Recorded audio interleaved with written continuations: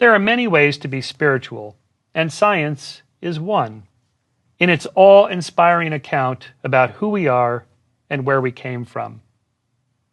When I was driving to Esalen, up the Pacific Coast Highway, for example, along a certain stretch just south of Big Sur, I suddenly recognized the location where Carl Sagan filmed the opening scene of his famous PBS television series Cosmos, seen by over 500 million people.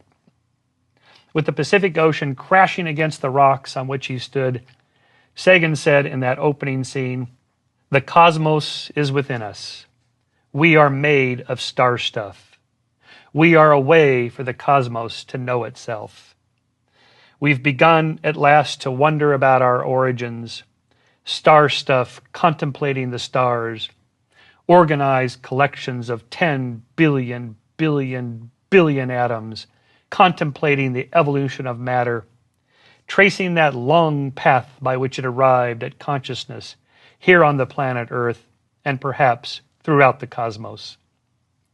Our obligation to survive and flourish is owed not just to ourselves, but also to that cosmos, ancient and vast, from which we spring." Wow, that is spiritual gold. And that particular form of spirituality comes from science. What science tells us is that we are but one among hundreds of millions of species that evolved over the course of 3.5 billion years on one tiny planet among many orbiting an ordinary star, itself one of possibly billions of solar systems in an ordinary galaxy that contains hundreds of billions of stars, itself located in a cluster of galaxies not so different from millions of other galaxy clusters, themselves whirling away from one another in an accelerating, expanding cosmic bubble universe that very possibly is only one among a near infinite number of bubble universes. Herein lies the spiritual side of science.